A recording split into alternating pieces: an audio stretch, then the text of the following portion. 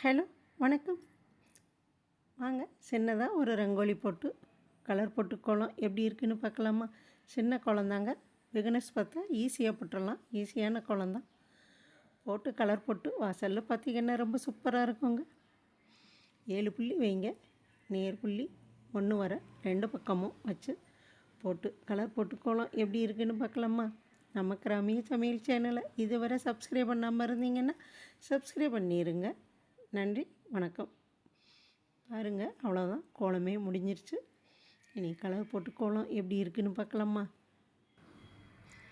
வீணையும் தீபமும் பாருங்கள், பிகினர்ஸ் பார்த்தா ஈஸியாக கற்றுக்கலாம். ஈஸியான கோலம் தாங்க.